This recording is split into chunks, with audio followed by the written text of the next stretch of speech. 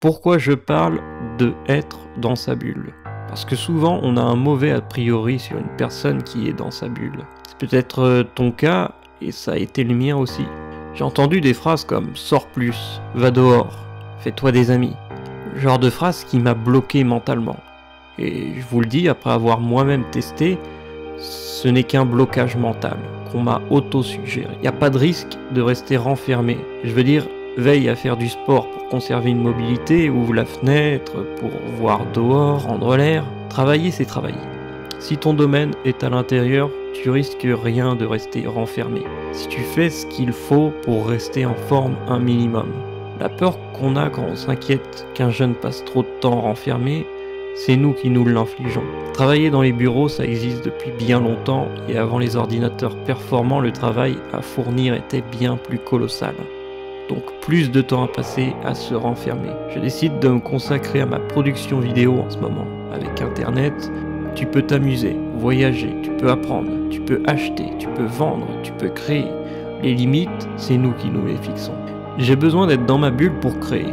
Si je ne suis pas dans ma bulle, quand je crée une vidéo, c'est comme un intérimaire qui vient d'arriver dans un boulot. Il n'a pas ses repères, il n'a pas ses bases, il doit se mettre dans sa bulle de travail, au boulot. À partir du moment où tu as trouvé le boulot qui te convient, comme moi, avec la création de contenu, il faut prendre confiance, car tu pourras demander à n'importe qui, dans n'importe quoi. Ce qui fait qu'on devient performant, c'est le temps. À force de faire, tu apprends des techniques, tu t'améliores. Toi aujourd'hui, je sais pas si tu sais quoi faire de ta vie, mais moi, j'ai pas réellement su jusqu'à mes 20 ans à peu près.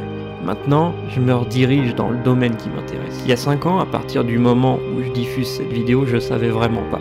Je travaillais pour l'argent, sans aimer les métiers que je faisais, ça me démotivait de jour en jour.